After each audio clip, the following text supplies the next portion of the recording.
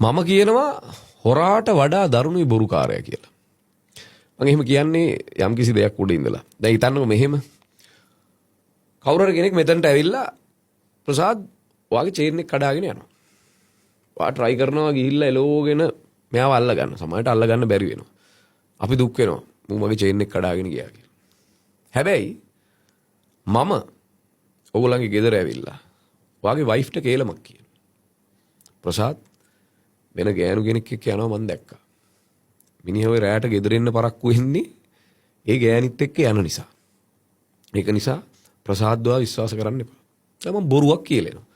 හැබැයි ඔයා ඇත්තටම මේ ඡන්දෙට මාන්සි වෙනවා රැය වෙලා ගෙදර යනවා ක්ලාස් කරලා ගෙදර යනවා යනකොට ගෑනු එදම බෙන්දා බලන විදියට නෙමෙයි බලන්නේ.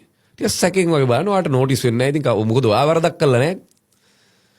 ඔකම දිගෙන් දිගට ගිහිල්ලා ඔලුවට දානවා. කාලාන්තරයක් ගෙදර යනවා ඕකම කියනවා. එක දවසක් ඔයාගේ හැසිරීම ගැනත් ගෑනට සැකයක් එනවා. ඒ ගෑණිව මරනවා. නැත්තම් ඔයාට මොකින් හරි කොටනවා.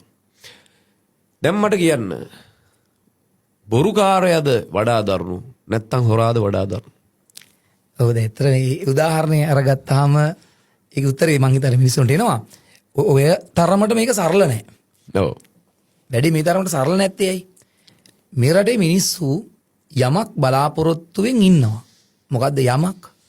මීට වඩා පහසු මීට වඩා සැපවත් ජීවිතයක්.